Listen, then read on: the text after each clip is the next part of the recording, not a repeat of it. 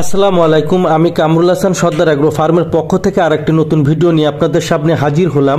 তো আজ এসেছি চট্টগ্রামের একজন সফল খামারি, তার সফলতার মেন কারণ জানতে।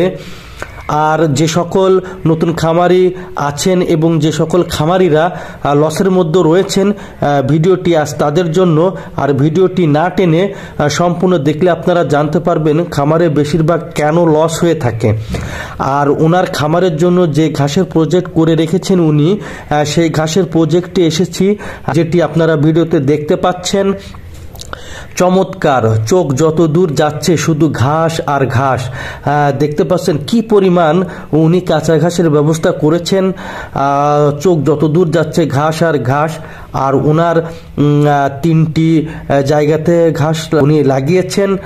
আর ওনার সাথে কথা বলে আমি জানতে পেরেছি যে ওনার খামারে কোনো প্রকার লস নেই। উনি ওনার খামারে 50% বা তারও বেশি ওনার খামার থেকে উনি লাভ করে থাকেন। আর এই লাভের মূল কারণ হলো পর্যাপ্ত কাঁচা ঘাস থাকার কারণে। আর ওনার ঘাসের প্রজেক্টে কি কি জাতের ঘাস লাগিয়েছেন, কি পরিমাণ জমিতে ঘাস লাগিয়েছেন এবং বছরে কি পরিমাণ ঘাস উনি এখান থেকে পান, তার একটি সাইনবোর্ড লাগিয়ে রেখেছেন ওনার এই ঘাসের প্রজেক্টে, যেমনটি আপনারা ভিডিওতে দেখতে পাচ্ছেন।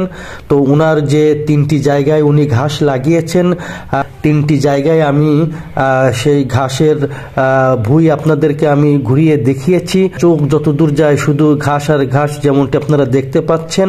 তো ওনার সাথে কথা বলে আমি একটা বিষয়ে আমার বুঝতে পেরেছি যে ফার্মে লাভবান হতে গেলে ঘাসের বিকল্প নেই।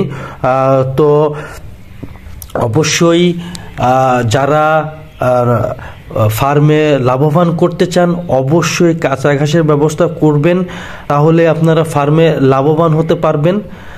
আর ওনার যে ফার্মটি আপনারা ভিডিওতে দেখতে পাচ্ছেন চমৎকার, উনি খুবই পরিকল্পিতভাবে ওনার ফার্মটি দিয়েছেন। আর ওনার এই ফার্মে আসলে গরুগুলো দেখলে মন জুড়িয়ে যায়, অনেক সুন্দর। আর উনি মূলত ডেয়ারি সেক্টর নিয়ে কাজ করেন। উনি ওনার ফার্ম থেকে দুধ উৎপাদন করেন। তো ওনার সাথে কথা বলে জানতে পেরেছি যে ওনার ফার্মে 2 জাতের গরু রয়েছে, একটি হলো হলস্টাইন ফ্রিজিয়ান আর জার্সি। এছাড়া আর কোনো জাতের গরু ওনার ফার্মে নেই, কেননা এই 2 জাতের গরু হলস্টাইন ফ্রিজিয়ান এবং জার্সি গরু অধিক দুধ দিয়ে থাকেন। তো সবাই ভালো থাকবেন, এই পর্যন্ত বিদায় নিচ্ছি। দেখা হবে নতুন কোনো ভিডিওতে। আসসালামু আলাইকুম।